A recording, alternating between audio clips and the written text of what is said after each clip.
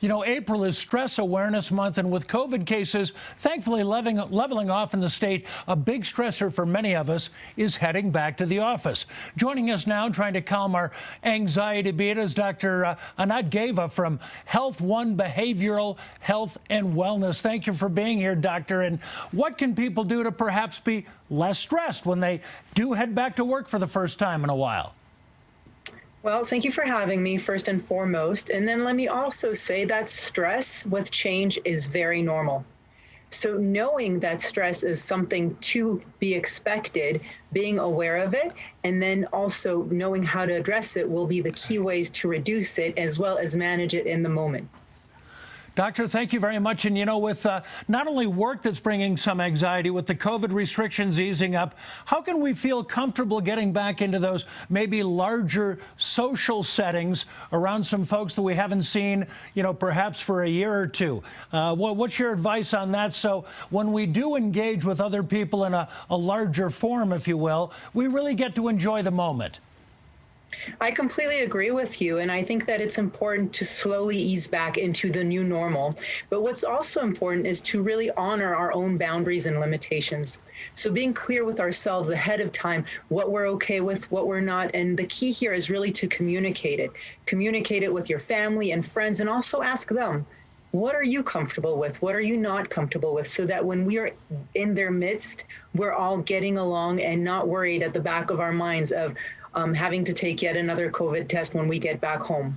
You know, Doctor, certainly some people going back into an office setting are so excited about seeing everybody. They'll come bounding in and, just have no anxiety whatsoever. But they probably do need to be sensitive to those workers who are still a little bit skittish. How can the people who are brimming with confidence try to make things easier for those who are not?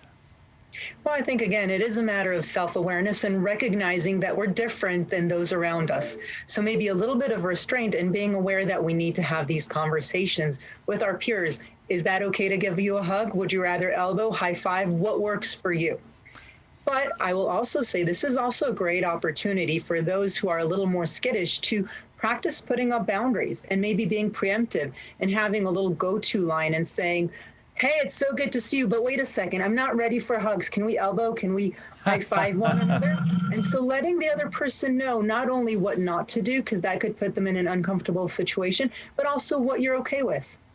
Doctor, do you find that there are a lot of people who are just confident and feeling positive about, being back out in social settings or the office, sometimes don't really realize that there are still many people who are a little bit skittish still?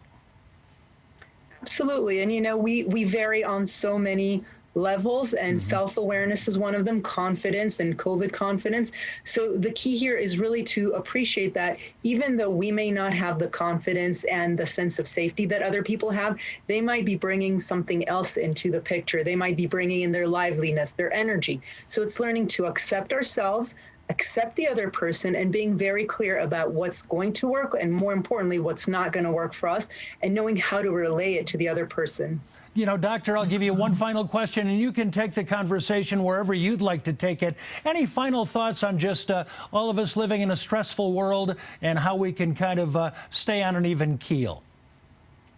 Well, the key here is to be preemptive, to manage the moment the best that we can. And then when we look back at it, it's good to do a post-mortem, but it's also really important to have grace for ourselves and to look at it as a game or as a practice and saying, okay, I liked what I did here, I'm going to do it again, or this didn't really feel good, maybe I should do something else.